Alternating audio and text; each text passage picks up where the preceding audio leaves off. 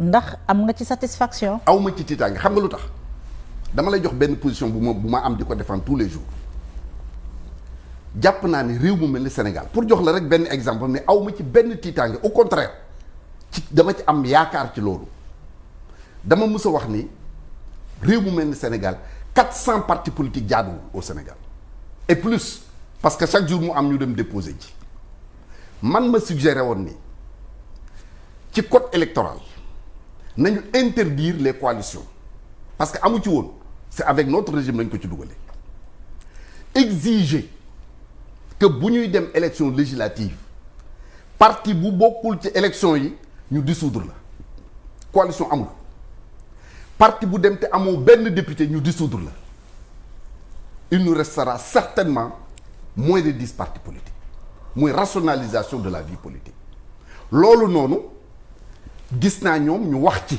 lañ ci wax nag defaguñ ko mais au moins posé nañu ce débat là pour la rationalisation des partis politiques muy loo nga xam dama ci ànd. donc jàpp nga ne ñu ngi sàmm démocratie. non je ne peux pas dire ñu ngi sàmm démocratie mais ci point boobu laa lay wax de manière précise lu am solo la beneen bi waxoon naa aussi bi ñuy soog a jël ñoom pouvoir bi ni ñi nekkoon au pouvoir te nekk léegi à l'opposition ñoo mën a fexe ba réew mi tegu ci yoon xam nga day loolu day mel ni paradoxe ñi nekkoon pouvoir Pastef remplacer leen ñoo mën a fexe ba réew mi tegu ci yoon xam nga nu ñu koy defee Pastef c'était mal opposé je te rappelle opposition bi Pastef doon def rafetul teguwul ci yoon ñëpp constaté nañ ko te du lu ñu war a répercuter. voilà donc bu fekkee da nga boog toog ni may mun a nii ngeen doon defi opposition donc man it noonu lay defi opposition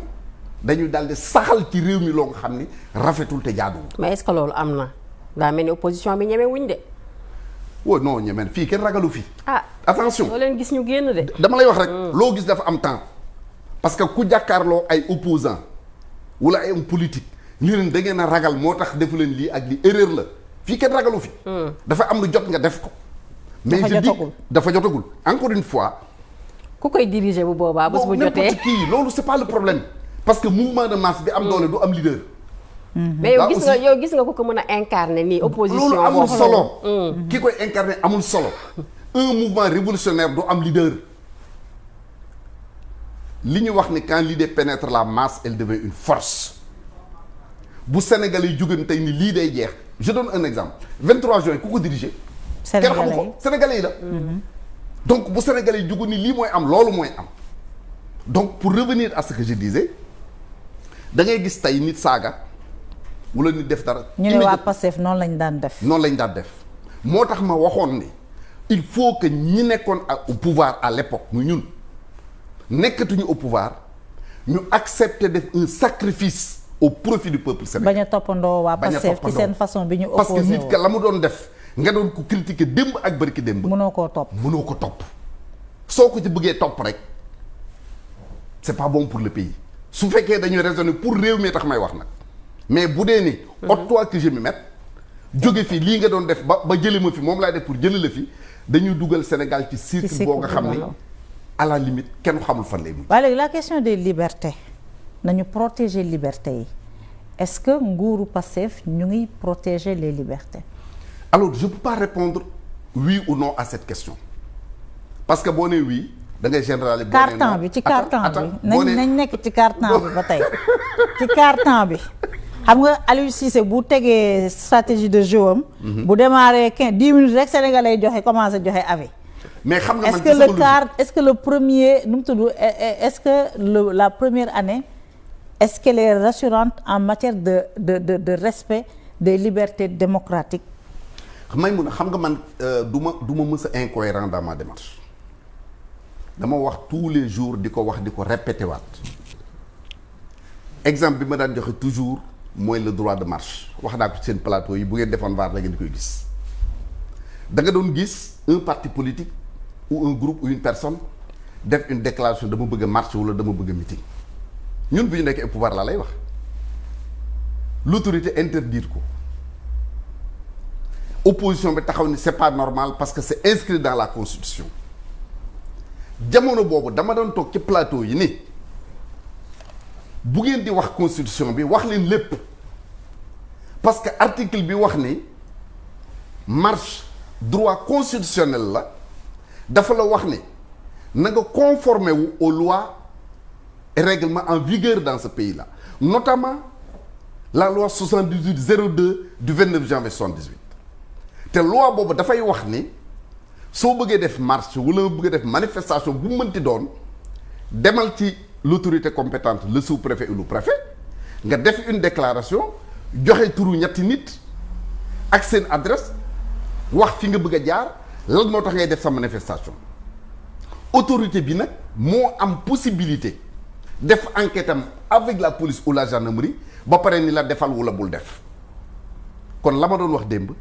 dafay valable tey ndax autorité boobu enquête bi muy def lu police ak gendarmerie ak renseignement yi muy am moo koy may mu apprécier ni lii war na mën a am wala bu mën a am war na mënta mën a am la valable woon pour man sama raisonnement booba quand nous étions au pouvoir c'est ce raisonnement qui est valable jusqu'au moment où nous parlons ku bëgg a def manifestation pour man l'autorité ni la doo ko fi defee da nga ko war a bàyyi boo ko ne fii laa ko bëgg a def mun la bul ko defee fii fam la wax defee ji ko demal defee ji ko foofa parce que may mun a tout ça pour dire ce que j'ai dit est clair tey booy def meeting wala pour ngay def wala ngay def marche jàpp naa ne ñaari objectif nga am mooy wane sa doole ak communiquer ñaari yooyu bu dee moo la tax a jóg defe ko Sandaga ak defe ko stade Léopold Sédar Senghor ñooy am parce que les demandes de marche ou de manifestation yu bari yi ñu fi déposé depuis l'avènement du régime en place je pense que l'interdiction est presque de rigueur. waaw xam nga may mën a dama lay wax toujours maa ngi rappeler benn rencontre bu Abdoulaye Daouda Diallo à l'époque ministre de l'intérieur organisé fii à l'hôtel Ngor Diarama j'en ai parlé ici ci sa plateau bi booba reproche yi ngay wax nii moom la ñu def à notre régime à l'époque avec Macky Sall et mu indi ay statistiques pour wane ni toutes les manifestations qui ont été demandées les 98% ont été accordées les 2% ont été rejetés et malgré loolu dañ ko doon defal ces critiques là donc man je ne suis pas dans une posture de dire le gouvernement mi ngi protéger les libertés ou bien protéger wu ko cas bu ci nekk bu présenté woo nga mën ko apprécier mais de manière générale oui est-ce que ñu ngi protéger les libertés ou est-ce que les libertés sont menacées au Sénégal pour moi les libertés ne sont pas menacées les libertés globalement ne sont pas menacées au Sénégal absolument c'est ma conviction kenn ku nekk nag da ngay jël cas bi la concerné nga teg ko sur la table xam ndax lii jaadu na wala jaadu. les multiples détentions pour délit d'opinion nag lan moo ci sa xalaat. xam nga tout à l'heure dama commencé di wax dara nga dagg ko parce que xëy na du woon sa posture boo fekkee lu bëri macha allah yàlla lay ci suturaal di nga mën a apprécier lu bëri tey. li xew tey. projeté wu dans l'avenir mais permets-moi de dire que Sénégal. dama bëgg conclusion bi may tiire ji dafay adressé wu à tous les Sénégalais parce que jàpp naa loolu mooy suñu njariñ 1960 la ñu am indépendance Senghor nekk président Mamadou Dia nekk président du conseil noonu lañ ko doon tuddee à l'époque le premier ministre seen premier objectif moo doon tas tous les partis et syndicats yi leen contrôle tas BMS de Cheikh Anta Diop le PRA ñii nangu intégré UPS ñi nangul intégré UPS ñu jàpp leen BMS le Front National de Cheikh Anta Diop PSS de Serigne Cheikh Tidiane Sy tas les Majmoud Diop du PAI tas le syndicat Union Générale des Travailleurs d'Afrique Noire dàq 3000 travailleurs à partir de 1966 jusqu'en 1974 ñu dund parti unique de fait jusqu'en 1974 bi PDS juddoo ñu nekk ci loolu avec des difficultés ba PDS jël pouvoir bi donc ñu gis ni de tout le temps ñi nga xam ne dañoo ŋànk pouvoir bi au plan politique état bi ñi ko téye seen seul objectif mooy faagaagal lépp loo nga xam dafa nekk opposition moo mës a am Sénégal de 1960 à nos jours mais loolu am sur le plan politique dafay am benn répercussion parce que quand Abdou Diouf a pris le pouvoir en 1980 moo créé cour de répression de l'enrichissement illicite lan moo doon objectif bi li ñu jàppoon en tout cas ni mooy objectif bi mooy ba muy jël pouvoir bi bari na ay kilifa yu nekkoon parti socialiste à l'époque dañ ko doon contesté ya Moustapha Niasse ñeneen ak ñeneen tous les caciques du parti social dañ ko contrôle ñu jàpp ne li taxoon mu indi loi boobu mooy ku àndul ak moom mu indil la problème def la ci kaso bi. mooy liñ fi gis ba léegi. justement. loolu moom la Abdou Diouf defoon. quand Abdoulaye Wade a pris le pouvoir en 2000. loolu dañul moo continuer bëgguma citer ay nit parce que xëy na seen i njaboot a ngi toog di ñu déglu. xëy na seen njaboot xamuñu woon sax seen papa jaar na ci yenn yi mais am na ñoo nga xam ne à l'époque de la prison la ñu négocier seen entrée au PDS loolu moo leen génne kaso. Il y a un directeur général d'une très grande société d'État qui est mort en prison ci jamono boobu. je ne peux pas citer de nom. dara bees fi kon. n'est-ce pas. Quand Macky Sall a pris le pouvoir il a fait la même chose dossier Karim Wade ngi fi tege boobu mën nañ ko citer parce que ñëpp fekkee nañ ko ak ñeneen ñoo nga xam ni liste de 25 personnes yoo nga xam dañ leen interdiroon de sortir du territoire sénégalais te pourtant boobu doon décision de justice de c'est juste une liste boo nga xam ne présidence ñoo ko defoon procureur lii ko déposé ko du woon une décision de justice 25 sénégalais dañ doon kenn du génn réew mi pendant presque 3 ans. voilà ñu confisquer seeni passeport. confisquer seeni passeport ni kenn du génn. tëj seeni compte bancaire. donc li am nii tey ci réew mi du lu bees du ni dañ koy légitimer non du ni damay wax ni lu jaadu la déedéet mais damay wax ni loo nga xam ne 1960 ba tey. mu ngi fi am. mi ngi fi am dafa jot nag. pour que les Sénégalais de tous bords. ñu parti dakkal ko politique syndicat religieux ñeneen ak ñeneen parce que réew mi mënoo fee def loo boolewul les religieux ñu toog waxtaane ko nit yi bu mu fi amati kuy xeex ak nit xeexal ak moom sur le plan politique mais bul utiliser ngànnaay yi nga xam ni askan wi ñoo la ko jox pour nga liggéeyal leen. nga di ko utiliser pour di ko xeex ak donc yow da nga jàpp ne loolu dafa jot cycle boobu ñu dagg ko au Sénégal complètement mu jeex. est-ce que te loolu waxtaan moo ko mën a indi. dialogue. ni ñu war a mën a toogee waxtaan au plan politique régler toutes ces questions là des partis politiques comme ni ma ko waxee léegi parce que li ñu fi am kenn xamul lan lay nirool sabar ko tas sax moo ko tane créer un GIE moo gën a jafe créer parti politique au Sénégal moo tax ma rafetlu initiative bi nga xam ne gouvernement annoncé nañ ko bien que doxalaguñ ko xamaguma nuñ ko bëgg a doxale man wax naa ni ma bëgg ñu doxalee ko noonu mooy limiter les partis politiques mais une limitation décidée par le peuple sénégalais et non par un gouvernement mais jot na pour ñu waxtaane réew mi. jot na pour ñu waxtaane lan la ñuy waxtaan ñii gañe nañu. sénégalais yi nee nañ leen gongo jox nañ leen assemblée bi. nee nañ leen ñun yéen la ñu gën a wóolu. doxalal est-ce que duñ leen bàyyi tamit ñu doxal. ba sax mi mandat après bu waxtaan di am di waxtaan waaye lan la ñuy waxtaan actuellement. waxtaan sax mën na am nii. est-ce que waxtaan sax mën naa am bii ñu ne. mais justement loolu moo war a tax waxtaan am. ku koy wootee yow tey bu waxtaan waroon am koo yaakaar ne moo koy woote. xam nga man wax naa la. processus bi ñu jaar ba egsi fii. yow sax yaa ma tirer conclusion ni ma d'accord ak yow que loolu waratul am. non loolu moom defewul moom pratique yooyu dañ ko war a arrêter. justement li koy arrêter waxtaan na koy arrêter.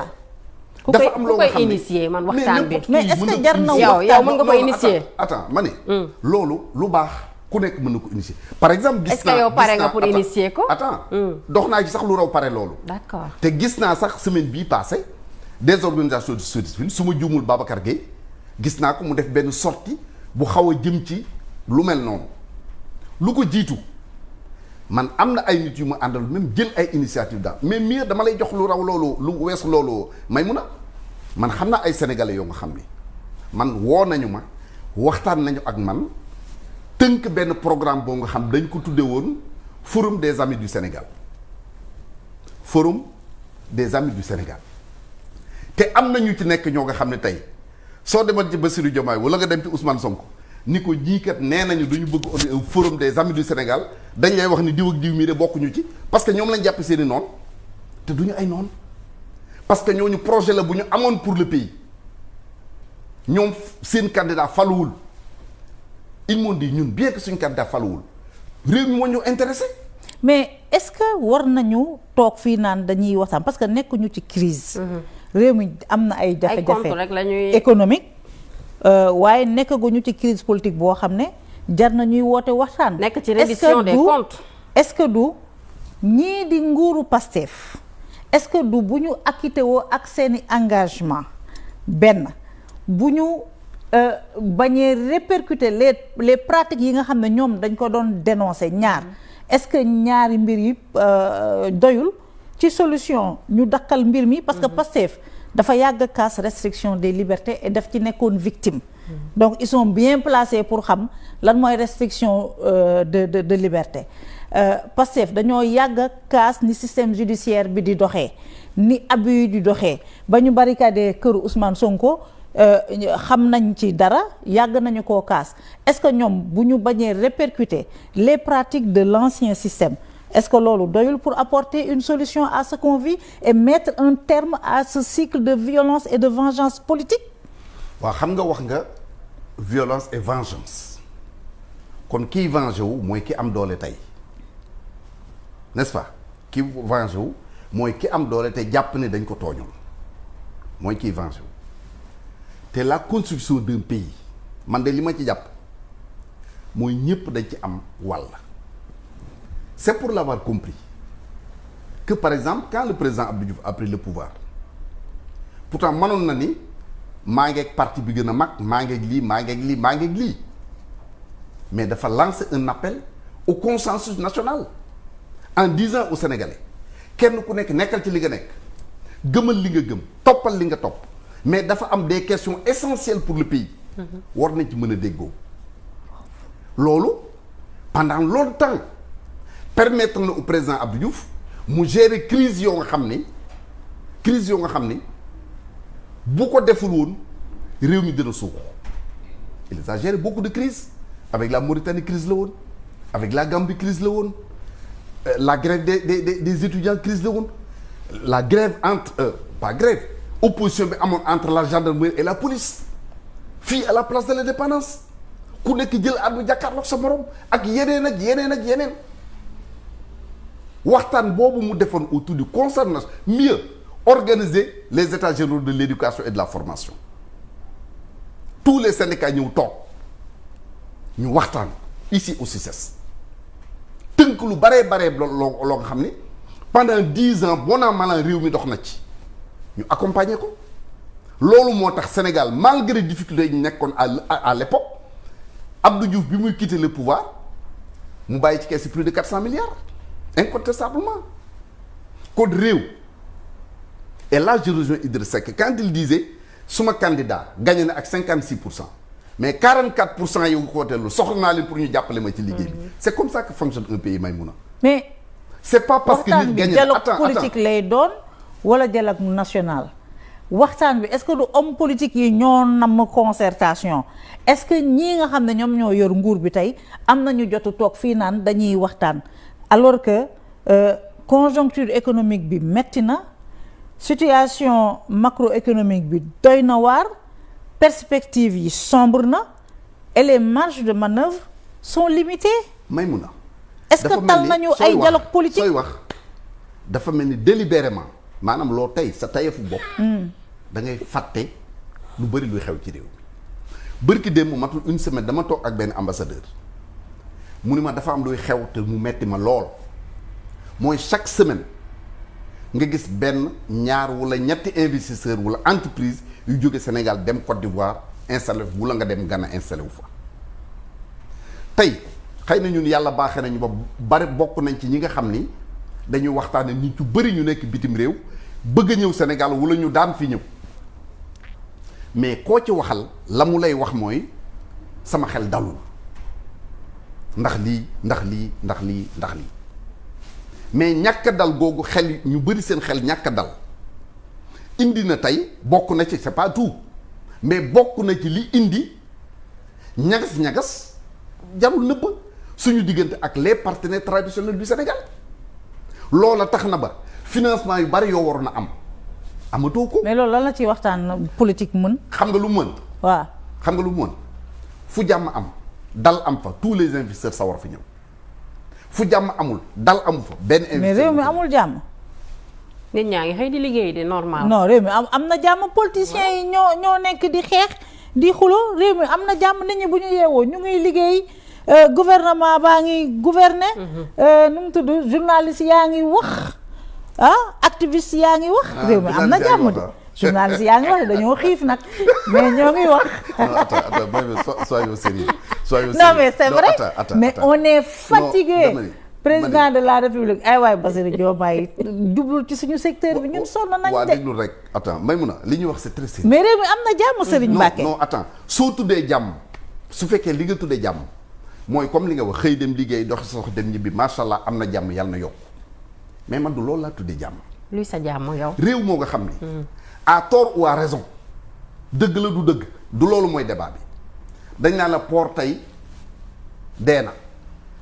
loolu ngay dégg ci mbedd yi boo fa doon jaar bu dikk da ngay buuxante léegi mën nga fay jaar ak sa oto daw 150 à l'heure. foofu sama yoon la foofu sama yoon la ba léegi moo ngi xat. ba léegi moo ngi xat nag bu dee si noonu nañ koy mesurer moom. non doucement arab ñu ne port bi daa yaraax. yaraaxul de camion yaa ngi fa ba léegi. dama ni xam nga sama yoon la. dama ni man nekkuma fi pour juger. nekkuma pour apprécier. li nga xam ne tey boo cliqué woon ci internet bi moom ngay gis. boo dégloo rajo moom ngay dégg loolu bokk na ci li nga xam ne mooy déterminer position wu investisseur bii ñëw ci réew mi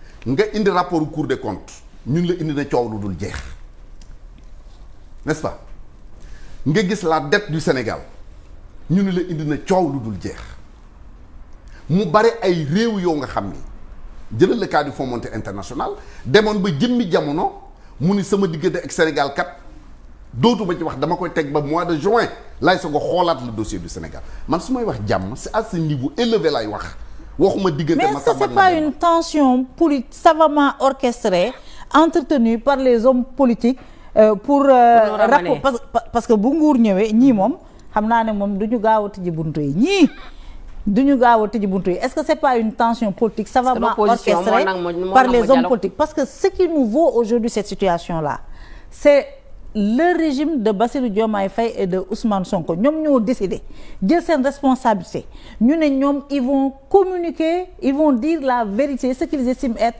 la vérité des faits aux investisseurs mu jur li mu jur ils ont pris leurs responsabilités et je pense que bu ñu ko defee ils en assumeront les responsabilités mais ban tension moo fi am bu war a tax pouvoir opposition société civile diine bi ñu war a toog waxtaan. mais may mën a yow dafa mel da ngay baigner quelquefois dans des contradictions énormes non man dama bëgg a xam ban tension moo fi am ba ñu war a naan dañuy waxtaan. tout à l'heure xam nga yaay jooy naan dañoo xiif. ñun laa wax ñun presse bi dañoo sonn. lu ko indi non loolu warul jur benn waxtaan. dialogue politique. Si. Non il suffit qu'on ait un ministre qui est à l'écoute et que pour kilifaam yi bañ di gëm lépp lu mu leen di wax. ñu waxtaan ak ñun jeex na. yéen loolu mooy seen problème politique. loolu mooy seen problème jarul dialogue politique. alors xam nga loolu mooy seen problème. waaw commerçant yi ak seen problème. cag-cag yi ak seen problème. mais y a les concertations. attends doucement. cag-cag yi ak seen problème ñeneen ak seen problème mais au-delà de loolu yëpp su fekkee ne dem nga ba réew c'est que li may wax ne c'est dommage xam naan sax yow taxuma ngay wax taxaw may wax parce que li may wax yaa ma gën a mais réew dafa am foofu bu demee ba tollu fa.